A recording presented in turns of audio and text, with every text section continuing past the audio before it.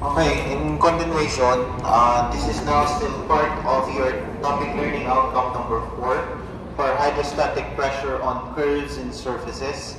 But this time, we're already done with plane surfaces that involves vertical plane, inclined plane, and horizontal plane surfaces. In relation still for topic learning outcome number 4 on analyzing equivalent hydrostatic force at a certain point on a specified plane surface. This is now analysis of hydrostatic hydrostatic forces on curved surfaces by analytical solution. So by analytical solution, with this we will try to solve equivalent hydrostatic forces through component methods. And of course, by plotting off its equivalent pressure diagram. If the concern is now what we call your curved surfaces. There are several types of plane surface that involves curved surfaces, whether it may be opening inward or outward, or a combination of a spandrel surface. So components and methods of analyzing the equivalent hydrostatic force on these plane surfaces consider the horizontal and vertical components of resultant force. So with this, we will have to come up an equivalent force along x and y axis.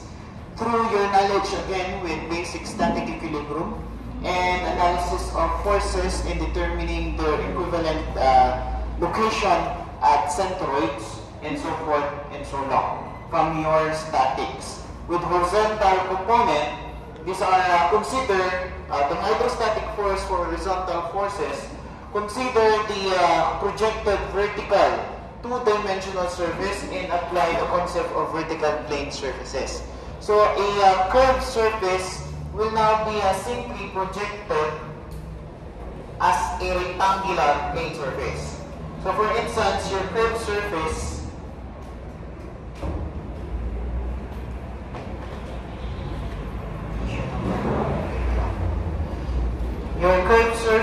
is projected at either opening inward or outward. You will always have to project your vertical force through a horizontal or vertical plane. Then a vertical component, consider the weight of fluids above the curved surface. So simply the unit weight of the fluid times the volume at which the fluid is directed towards the entire plane. So for instance, involving horizontal component FH, so this is your curved plane surface. Curved plane surface, first just like what we did from last time, remember to locate the points of pressure changes.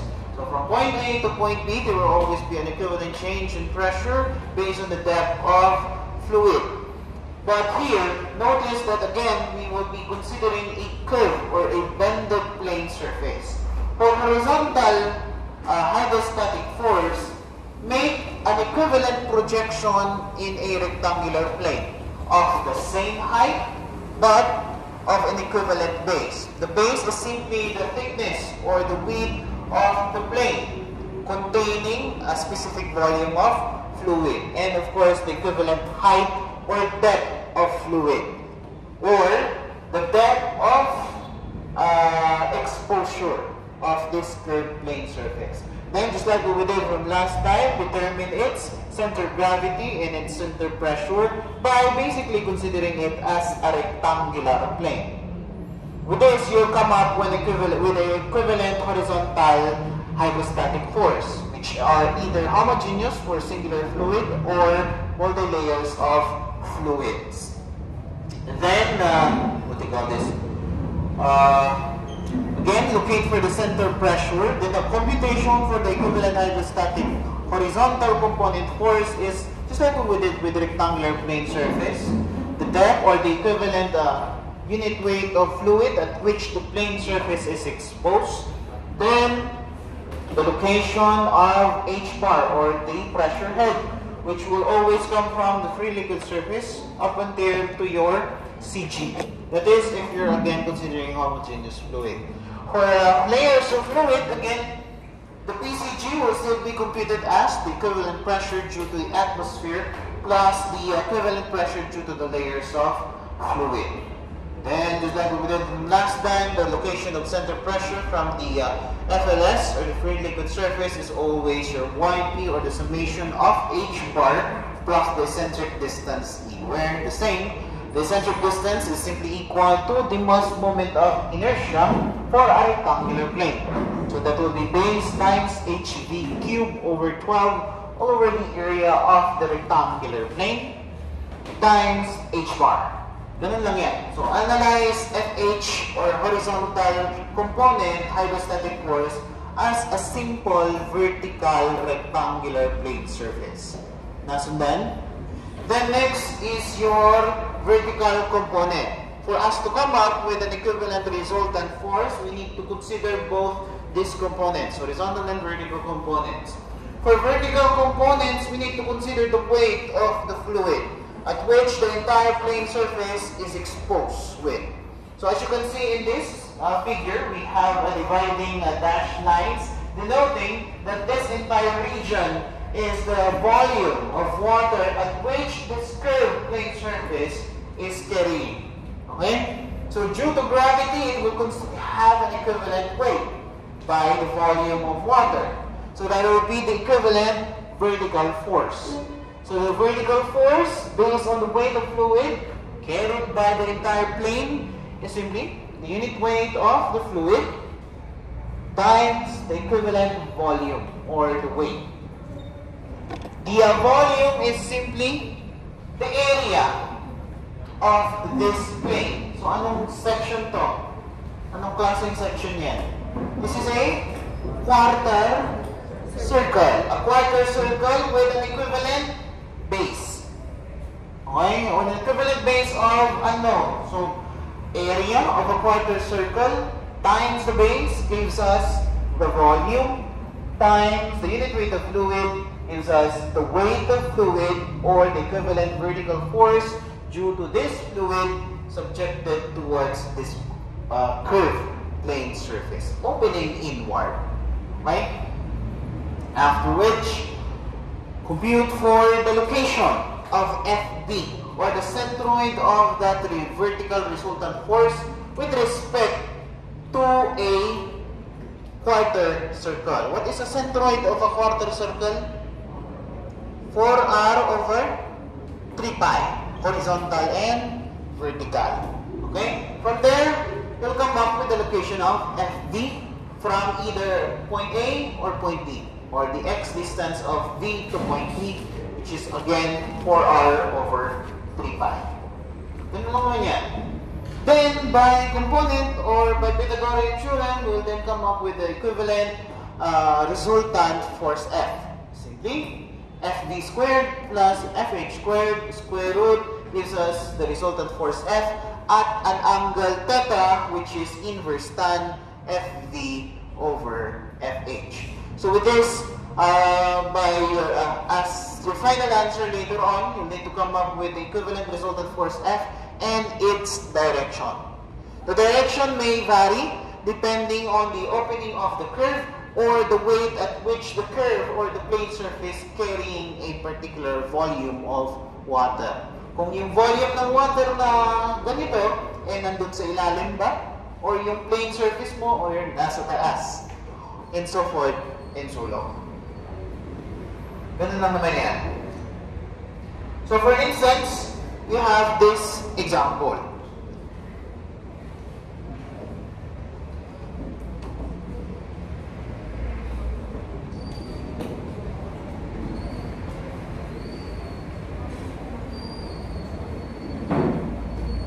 Okay, let me just change paper. Okay, ko na lang yung slide.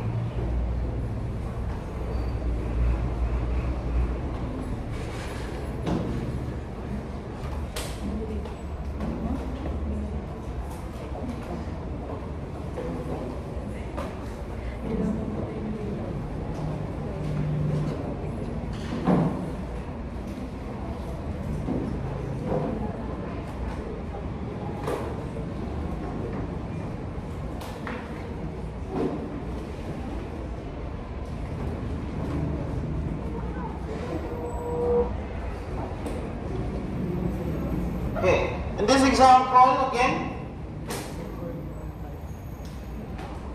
let's try to read and interpret the given problem. The curved surface represents by AB in the figure is the surface of the quadrant of a circular cylinder. Quadrant of a circular cylinder with 10 feet long. Determine the horizontal and vertical components of the total hydrostatic pressure of water on the surface when R is equal to 10 feet.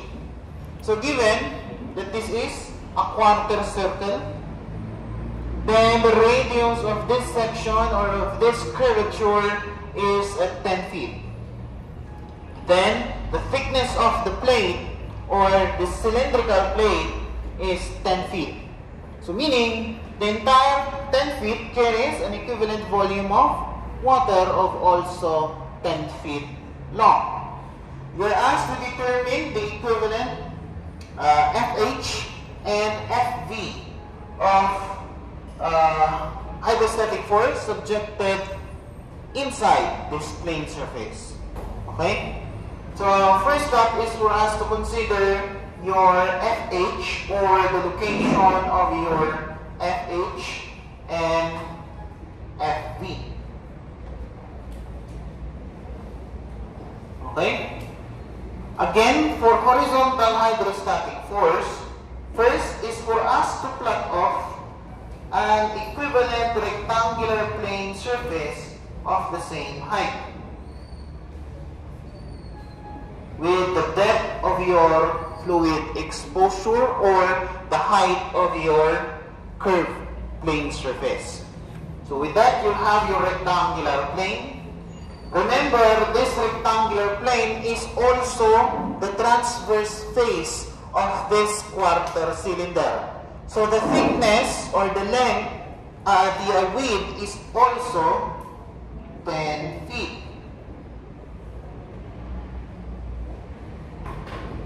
Then the height is simply the radius of curvature, which is also 10 feet. Next, again, is to locate the probable location of your center of pressure, which is always below the center of gravity. Okay? Then from there, project your equivalent hydrostatic force horizontal component, FH. Dito na lang. FH. And the location of this F from H bar.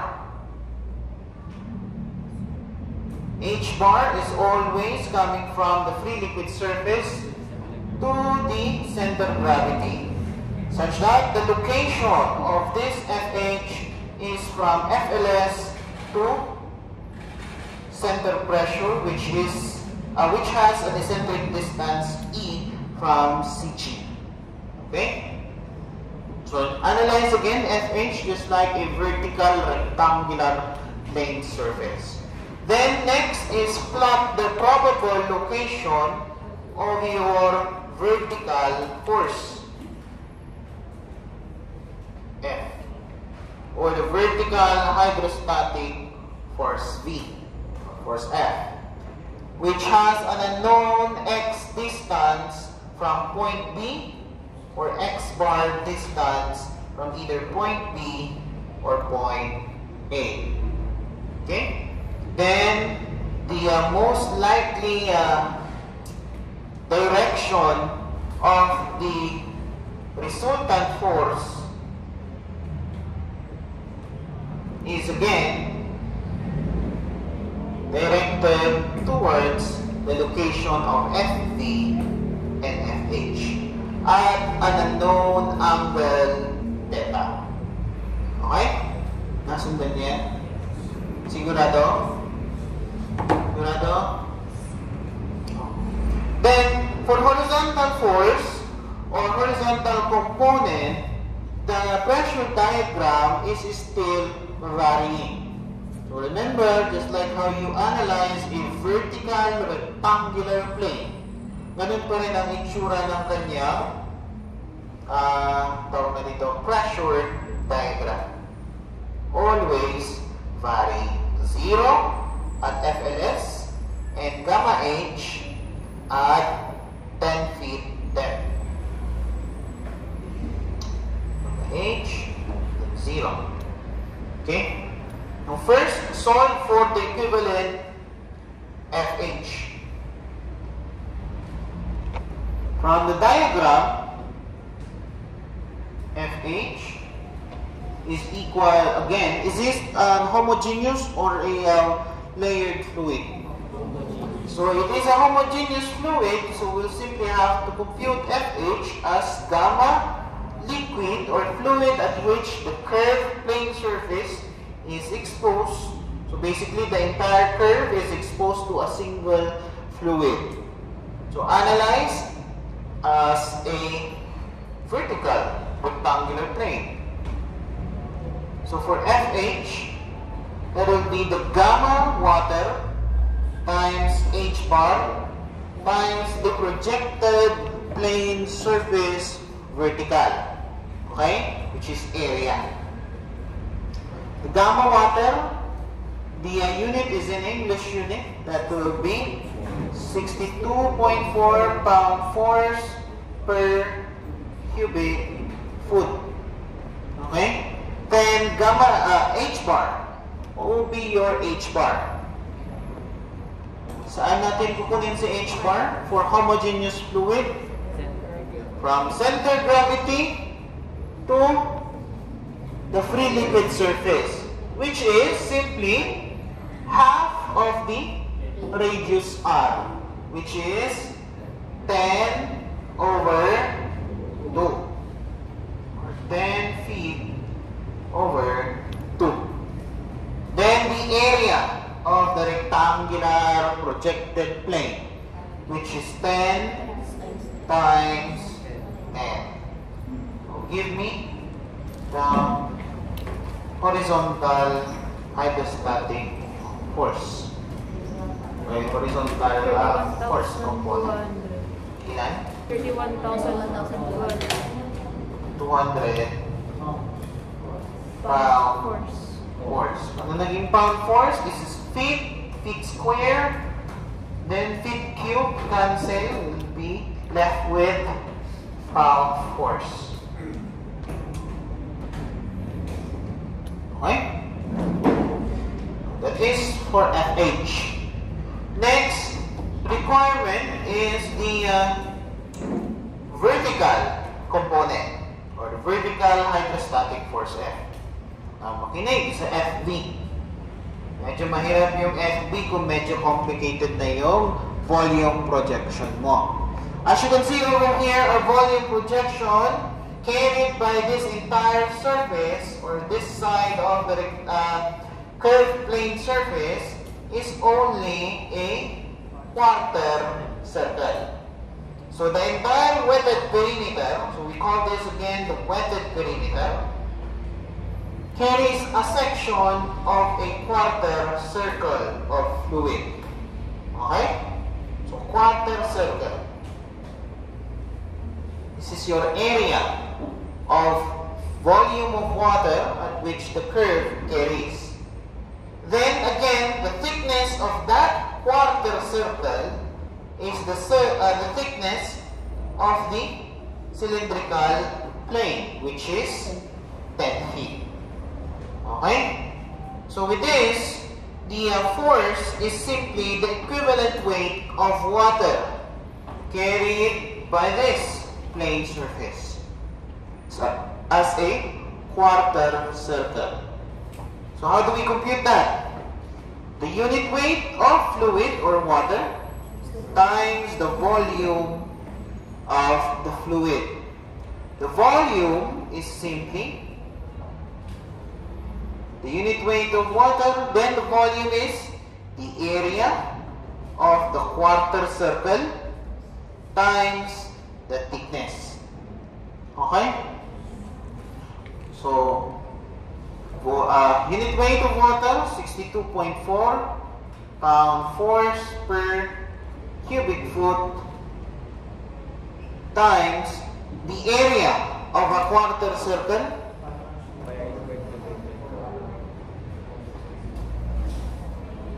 This is pi r squared, which is 10 squared Divided by 4. all over 4. Then this quarter circle holds a fluid or carried by a quarter cylinder at a thickness of 10 feet.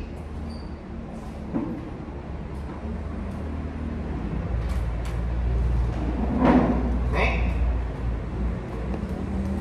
So the equivalent vertical component force is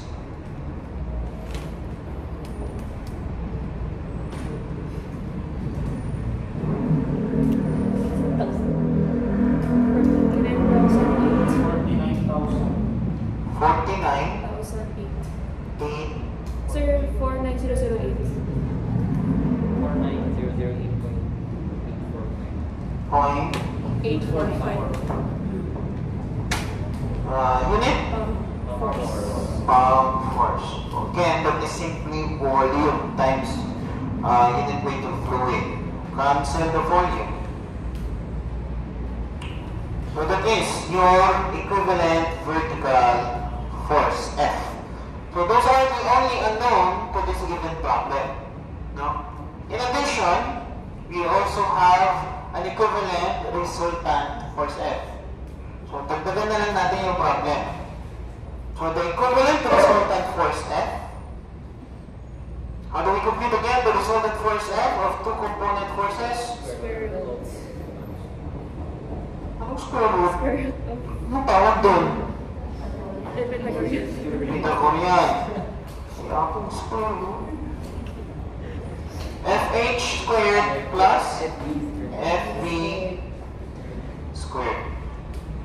So the resultant force is the square root of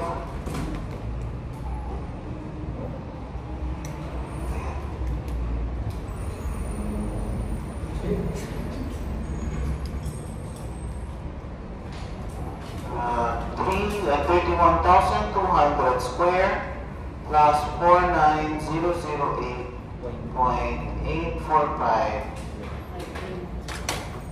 square.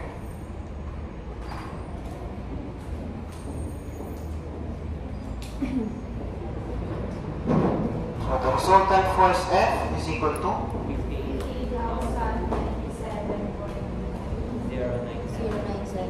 58,009.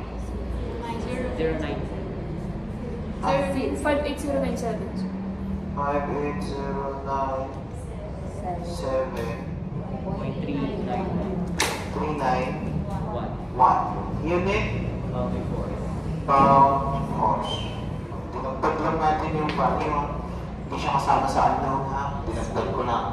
The resultant force is 59,097.391 pound force. But how about the direction of the resultant force? The resultant force is again based from observation. The horizontal force is towards the right, subjected towards the plane surface, and the weight of the fluid above the plane surface is downward. So most likely the resultant force is also downward at an angle in reference to horizontal. So theta is equal to inverse tan of FB over FH. So theta is inverse tan of 49,008.845 over 31,200. So the angle is 57.518. 7.518 degrees. So for your final answer on the resultant force and direction, again, include the angle there. Theta at 57.518 degrees. Downward F. Okay? Okay, sama. Addition, para kompleto na yung figure. The location of FH and FV. Paano yung location ng FH at saka FV? How about FH? How do you compute for the location of FH? Kakasabi ko lang. It is a vertical, rectangular plane with a varying pressure diagram from 0 to maximum. Saan ang centroid ng triangle?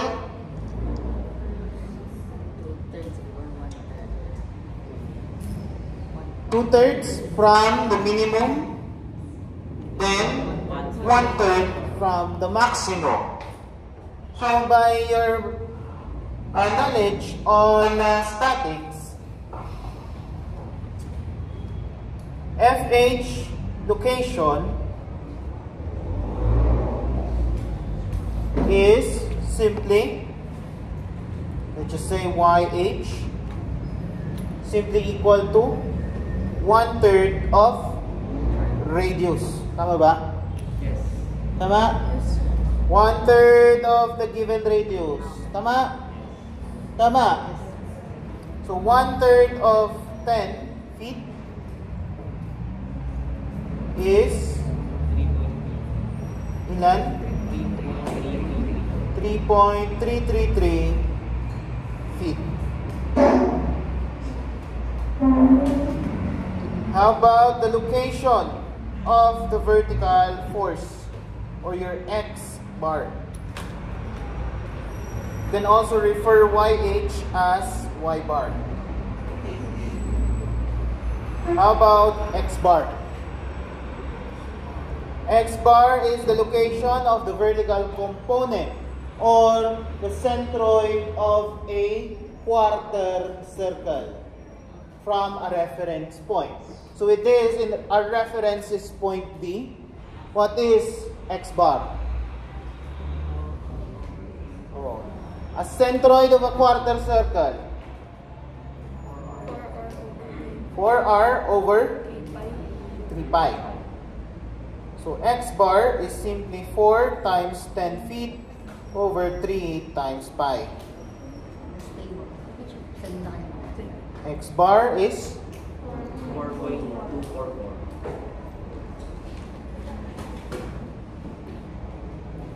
Yun na yung location mo.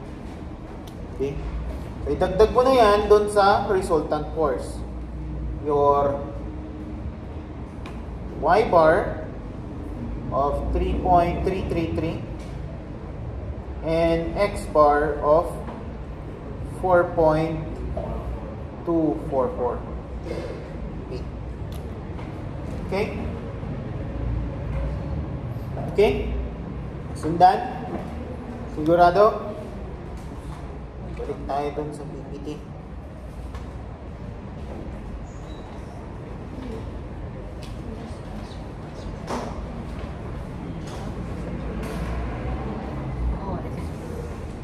So again, like what we did, build for the FH and FV and its location and direction. Now, how about this problem? We will have to consider an excess fluid with a height of 5 feet. May konti lang nadagdag, diba? Alam mo na kung ano yung idadagdag natin? Ano yung madadagdag? Yung tungkol doon sa 5 feet na excess fluid. It's still a homogeneous fluid, right? So with this, the curved surface is represented by point AB. Point A to point B. in the given figure is the surface of the quadrant of a circle or a circular cylinder, again with a length or thickness of 10 feet.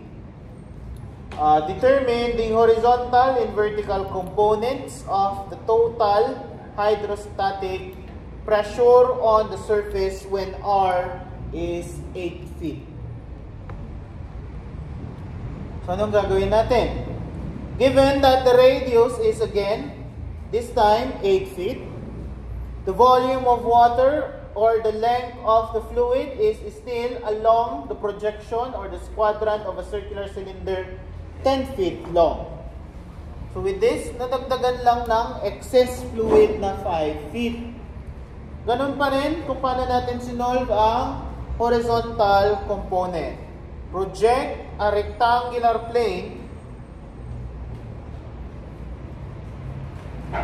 Again, project a rectangular plane which has the same height of the given curved plane surface, which is the radius of 8 feet. And again, project that as a rectangular vertical plane. Determine the equivalent at the location of CG from the free liquid surface to CG is again your H bar. Paano nakuha si 9 feet? Half of the radius, which will give us CG of a rectangular plane. So 8 over 2 is 4 plus the excess fluid, which is 5 feet in depth. So remember again, the H bar is from CG of the plane surface to the FLS of the given homogeneous fluid. Then below CG is your center pressure with a distance of eccentric distance E for a rectangular plane, such as CP is the center pressure for the location of horizontal force F. Then your center pressure YP is again from this point to this point. How do you compute the equivalent horizontal force F? For the equivalent horizontal force F,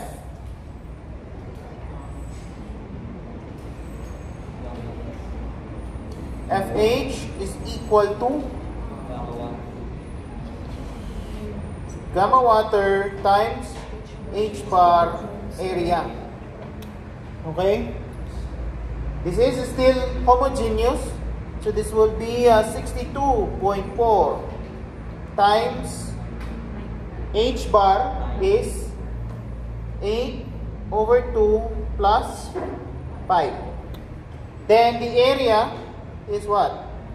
The height of the curved plane surface, which is its radius, 8 feet, times the length of the cylindrical plane, which is 10 feet.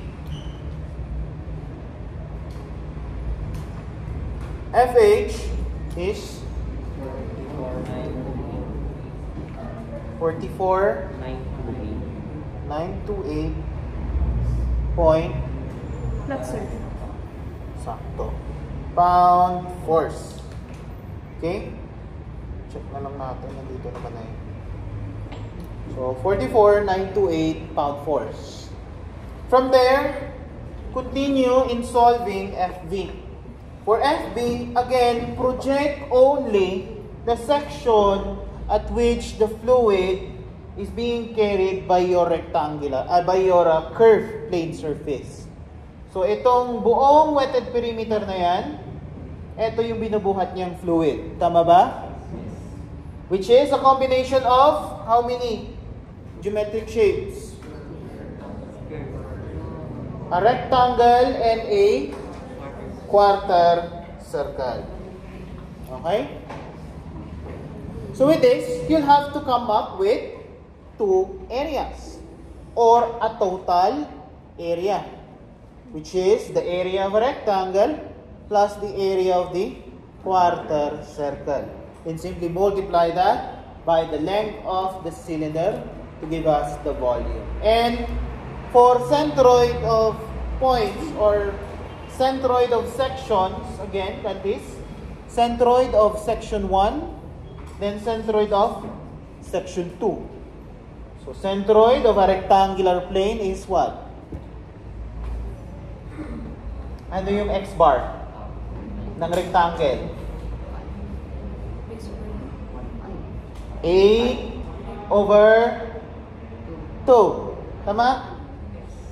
Uy. Statics lang yan, uy. 8 over 2. Tama ba? Oh, yung centroid ni x bar 2, 4r over 3 pi. O how do you compute for x?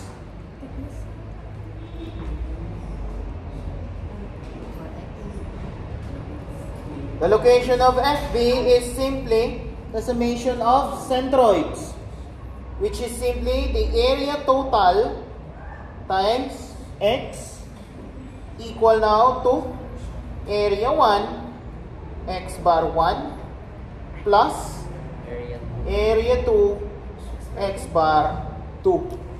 To compute for x distance, that is simply x bar 1 times area 1 plus x bar 2 times area 2 over area total. Tama ba? Tama? Okay? Now, compute for the total volume. The equivalent hydrostatic force V.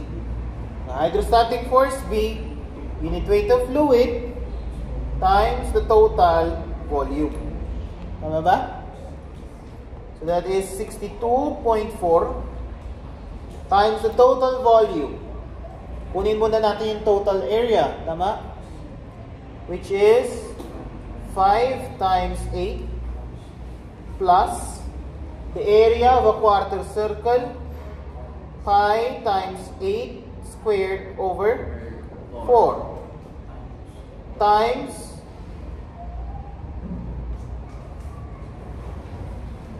times 10.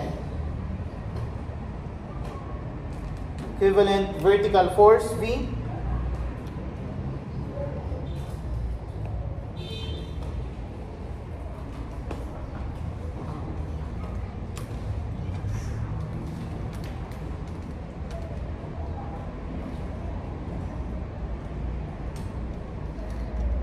is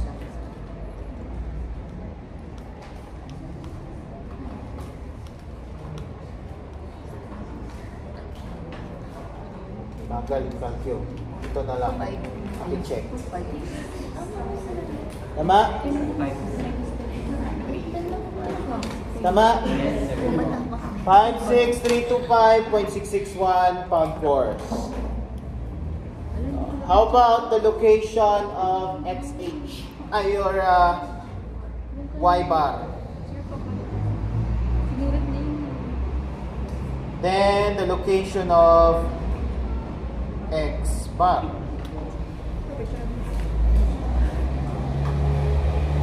Then the resultant F. Ito na lang sa ayos ang page. Kunin ko na lang yan.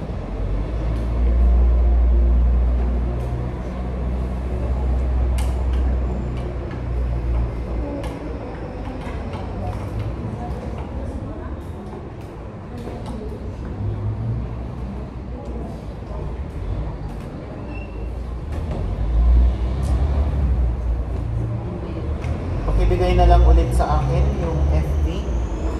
56325.661. FV is 56325 pound force. FH FH 44928. sakto, no? Yes, sir. Pound force. Then the probable resultant force F and its direction theta, and the location of FH and FB from point B which is your X bar, and your Y bar. Okay? To compute for the resultant force F, how do we compute again for the resultant force F? Pythagorean. Resultant force F is through Pythagorean. So that is FH squared plus FV squared.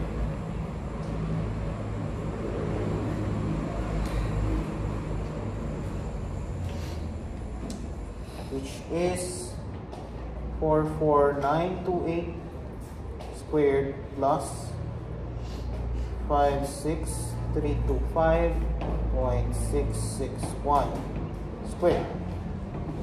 The resultant force F, again, this was not also included in the problem. Dinagdag lang natin para magamit natin yung formula. 72049. Ilan?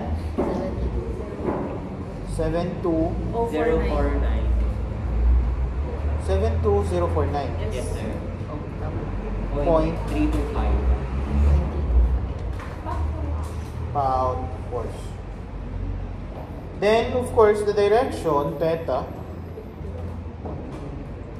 is inverse tan of FV over FH. Theta is 56325.661 over 44928. Theta 51.422. 422.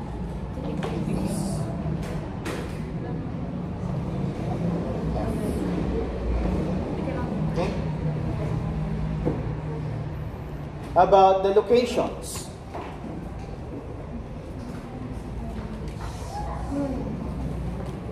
The locations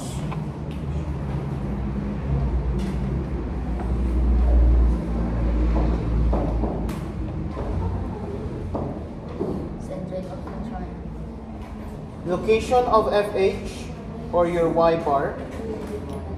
Your Y bar is again based on a vertical rectangular plane. From point B to FH, that is 1/3 of what? Again, the radius is 8 feet. So kung 8 feet yan, 8 feet din to.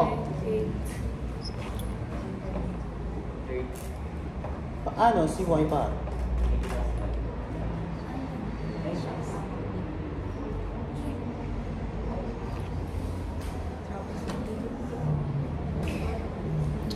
One-third ba?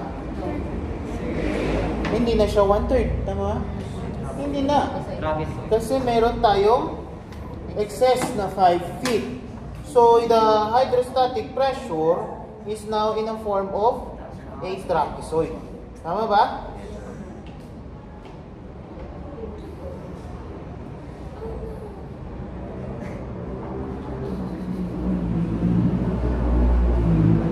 So anong gagawin natin ngayon? Y bar is simply equal to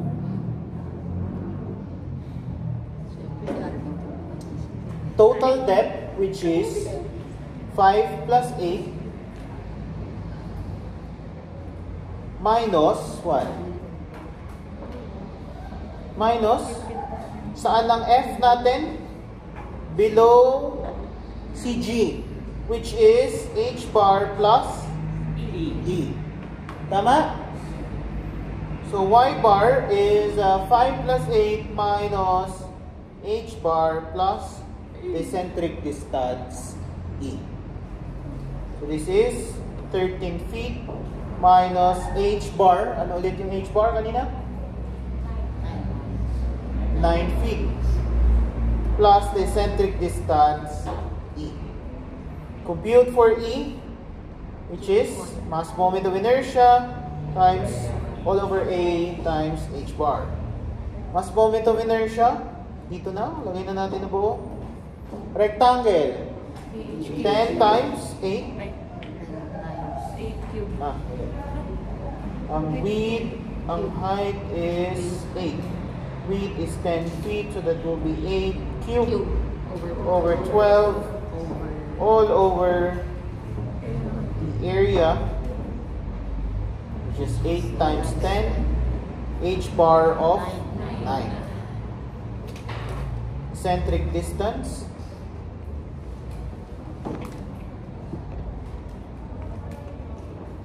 Nakikita sa likod.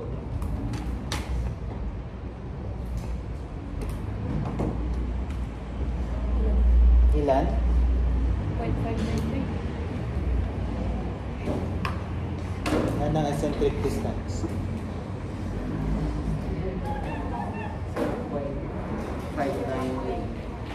0.593. So, y bar is 13 feet minus 9 plus 0.593.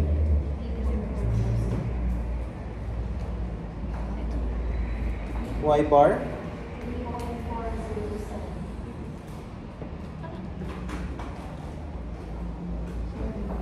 Okay. Next is your X bar. How about X bar? Location for FV. How about X bar? Again, pinakita na natin yan kanina, di ba? That is X bar 1, area 1, plus X bar 2, area 2 over total area of the fluid above the quarter cylinder. So X bar of rectangle, yung area 1 natin, area 1, area 2. That is 8 over 2. Area is 5 times 8 plus X bar 2 4R over 3 pi area pi R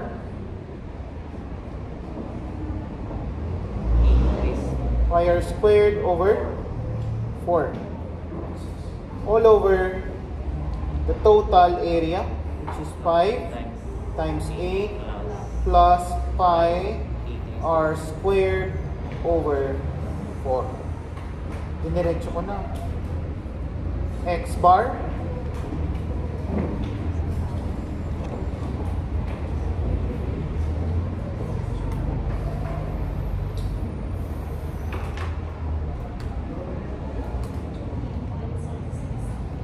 ilan?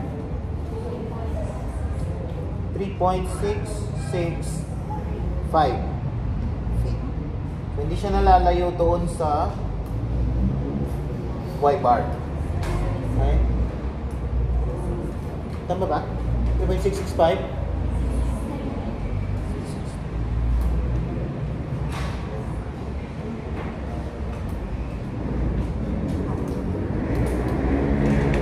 Nasundan?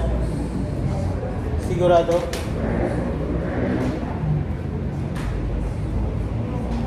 Sigurado? Question. Nasundan? Paano? Paano mo yung gauge ng Pag nasa yung extreme curve ay nasa loob, that will be tomorrow. Case 2, sir. Case 2. May case 3 pa. Okay? That's it.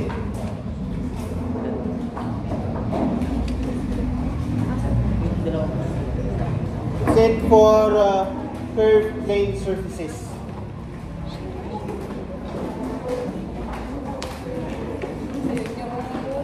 So on your assignment, nasa na yung assignment?